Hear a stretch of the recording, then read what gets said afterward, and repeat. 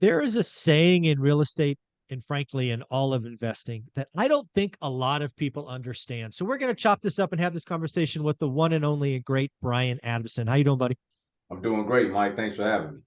So I believe there's a statement that you and I believe 100% that most people don't understand about real estate investing. And that statement is you make your money when you buy.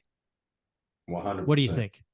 100% is paramount, right? And you said it last time we spoke, and I was like, man, we blew right by that. And so many we had to bring it back because the sale of a property just consummates how good of a job you did evaluating it on the front end. And if you fail there, like I've been in this, I remember many years ago doing my first flip, and I trusted this agent, which was wrong on my part. I trusted this agent that she knew this area well and that the comps that she provided were solid. And the truth is, on one side of this busy main road, the comps were like 155. On the other side, they were like 130 and some change. And to make a long story short, we went through a 4-month renovation, did a phenomenal job on this property to only lose $26,000 because the thing just didn't comp out. And so it does not matter. You can go out here and do great renovations. You can over improve and put granite and marble and this and that. If you do not evaluate the property and understand comparables, understand the ARV correctly, and more importantly, don't trust your agent, trust your skill set, which is why Mike and I harp on this stuff and we teach people all over the globe how to do it, because you got to get the comps right. You got to get your ARV right before you even start the race.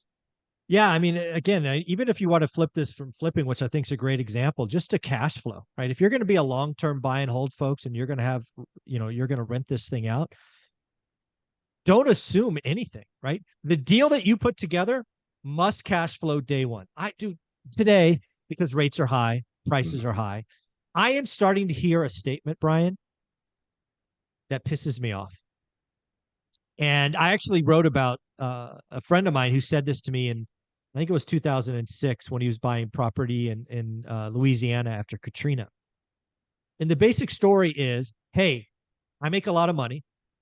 I can afford negative cash flow, right? I can afford to lose 200 bucks, 400 bucks, 600 bucks a month. I want to get in the game. What are you doing? If you want to lose 600 bucks a month, write me a check. I'll cash it. I mean, what are we doing? Seriously. Put the deal together that cash flows day one. Don't bet on appreciation. Don't bet on this. Don't bet on that. What are we doing? It must cash flow day one. For sure, for sure. And we got to, when we're looking at comps, we need to first understand what is a comp, right? And we go in great detail inside of our program about this, Mike, because it's so important, because architectural style is important. Bed bath count is important.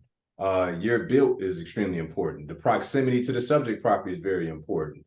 Basement, no basement, garage, no garage. It's a litany of things that go into it.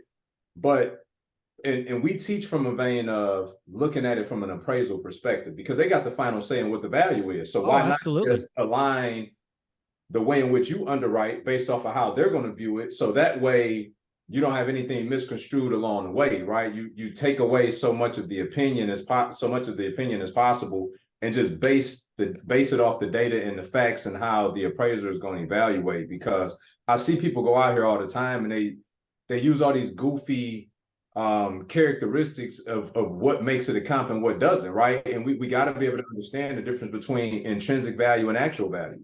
There's certain things inside that property that intrinsically is going to make it more valuable to the buyer. But from a value perspective, when an appraiser associates value with this property, it's not going to move the needle at all, right? Below grade square footage, people go and put three bedrooms and a bathroom in a basement. What is great intrinsically, but that's not counted in your above ground heated square footage when the appraiser goes out to evaluate. So we just got to be smart about evaluating deals. How do we spend our money inside the projects, right? It's always functionality over finishes in my book. You got to have the functionality before you start working on the finishes. Stop putting lipstick on a pig. And I don't know. I could keep ranting, Mike. What's your thoughts? Well, the other thing we have to think about is another strategy out there. A lot of people are executing burrs. And I don't know if people realize this. A refi appraisal, i.e., burr versus a purchase appraisal, very different. Very If much you were so. going to sell a property, you're going to have a signed contract, aka a willing buyer and a willing seller, that will have influence.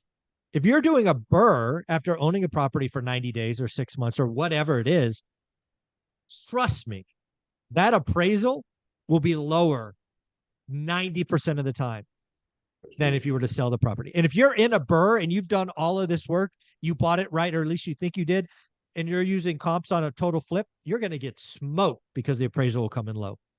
For sure. For sure. Yeah, that's a major one. Even if you go out and you believe that you can put, well, not even believe, but let's just say that you go out and you actually put renters in your property that exceed whatever the market rents are, and you think that appraiser is going to automatically give you credit because you outperform market by $300-400 a month, you got another thing coming, because they're going to err on the side of conservative with the lender in mind. And so they're going to base they're there to protect the lender. Market rents, not off of the fact that you've been able to get through, because in their opinion, that's an anomaly. And if that said tenant that you were able to find above market moved out, they got to base it off of what's the market rents. And so I see so many investors go out and get crushed even by that piece, where they like, but I got a tenant and I got two tenants in here that's paying above, and it's like, yeah, but they don't care about that though. Good for you, by the way, yeah. Like good for you in the reality of it. But as it pertains to, if your exit strategy was predicated on that, on this burr, you could be in trouble really quick.